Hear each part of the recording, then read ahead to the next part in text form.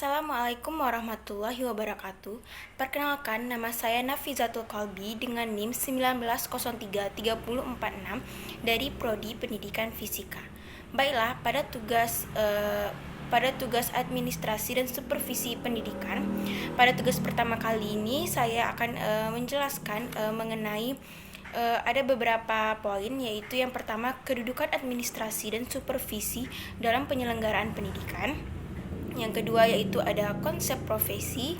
Yang ketiga yaitu ada profesionalisme, dan profesionalisasi.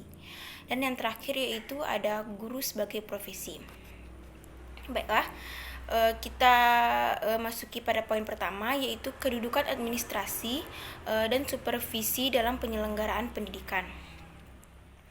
Nah, administrasi pendidikan merupakan subsistem dari sistem pendidikan di sekolah yang bertujuan menunjang pencapaian tujuan pendidikan secara efektif dan efisien.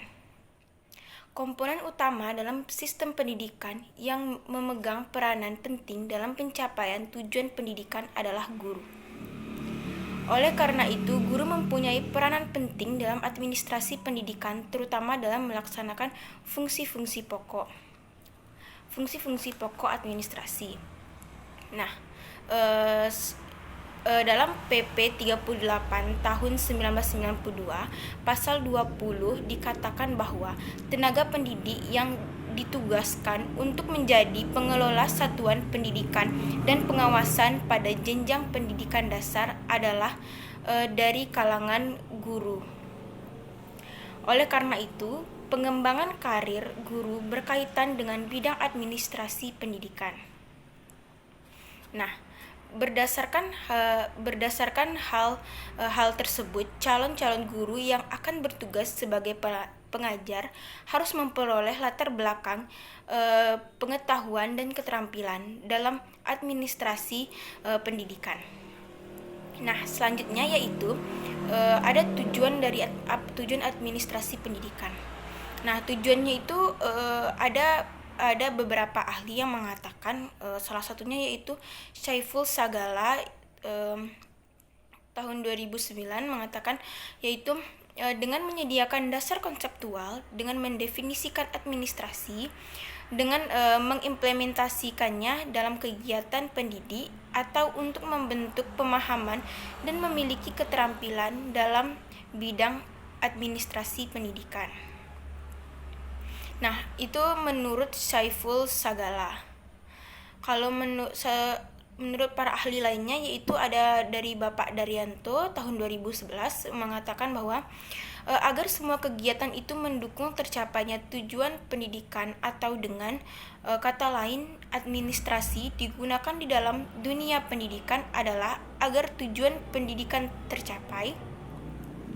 Apabila administrasi pendidikan ini semakin baik, semakin yakin pula tujuan pendidikan itu akan tercapai dengan baik.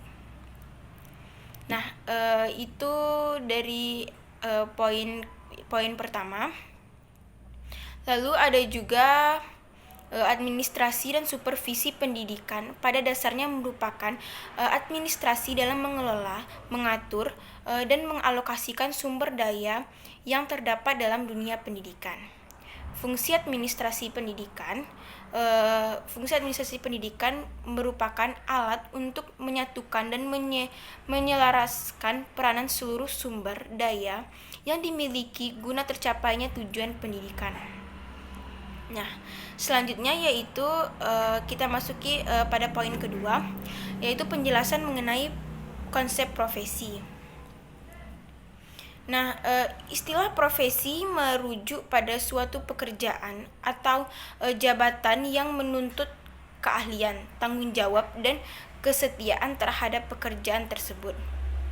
Secara teori, suatu profesi tidak dapat dilakukan oleh sembarang orang yang tidak dilatih dan dididik atau disiapkan untuk menekuni bidang pekerjaan tersebut.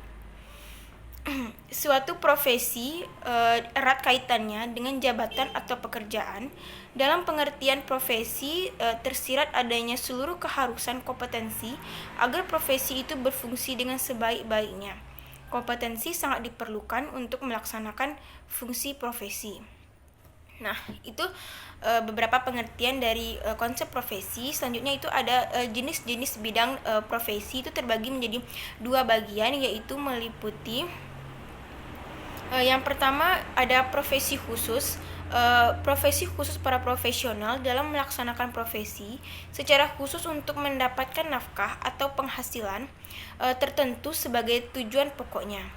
Lalu ada profesi luhur sebagai profesi luhur para profesional yang mana dalam melaksanakan profesinya tidak lagi untuk mendapatkan nafkah sebagai tujuan utamanya, tetapi sudah merupakan dedikasi atau sebagai jiwa mengabdinya semata-mata. Nah, itu beberapa jenis dari profesi. Selanjutnya ada ciri-ciri pelaku profesi, yaitu secara umum ada yang pertama adanya pengetahuan khusus, yang kedua adanya kaidah dan standar moral yang sangat tinggi, yang ketiga yaitu ada mengabdi pada kepentingan masyarakat, yang keempat ada izin khusus untuk menjalankan suatu profesi, dan yang terakhir ada kaum profesional biasanya menjadi anggota dari suatu profesi. Nah, itu tadi poin kedua mengenai konsep profesi. Selanjutnya yaitu kita masuki penjelasan pada poin ketiga, yaitu tentang profesional, profesionalisme, dan profesionalisasi. Nah, terdengar hampir mirip, namun terdapat penjelasan yang cukup berbeda, yaitu yang pertama mengenai profesional. Dalam KBBI dijelaskan bahwa profesional bersangkutan dengan profesi yang membutuhkan kepandaian khusus untuk menjalankannya. Menurut Aholiab Wadali, profesional adalah orang yang berdisiplin dan menjadi kerasan dalam pekerjaannya. Sedangkan menurut Heri Suwanda, profesional ialah seseorang yang ahli di bidangnya dan mengandalkan keahlian tersebut sebagai mata pencahariannya. Nah, namun ada 3 hal pokok yang harus ada pada seorang profesional, yaitu yang pertama ada skill, ada knowledge, dan ada juga attitude.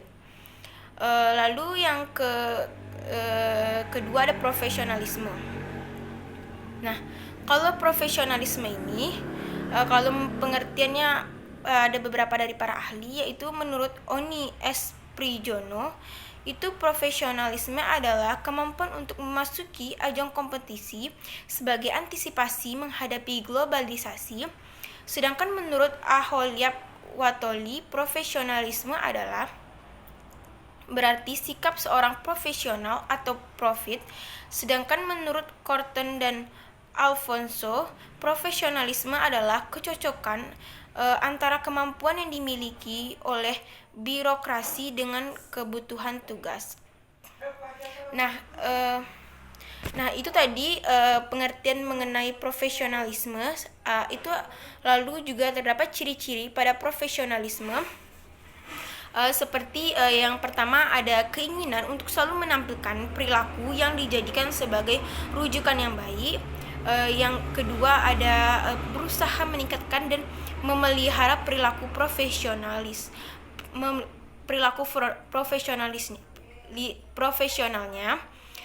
Lalu melalui perwujudan perilaku profesional, perwujudan tersebut dilakukan melalui berbagai cara, misalnya dapat dari cara berpenampilan, cara berbicara, lalu cara menggunakan bahasa, bersikap yang baik, dan sikap tubuh badan, serta sikap hidupnya sehari-hari. Nah, lalu ada yang ketiga, yaitu keinginan untuk senantiasa mengejar berbagai kesempatan pengembangan profesional yang dapat meningkatkan dan memperbaiki kualitas pengetahuan dan keterampilannya. Nah, itu tadi ciri-ciri profesional, dan juga ada kalau dari itulah perbedaannya dari profesional yang sudah saya bahas di awal tadi.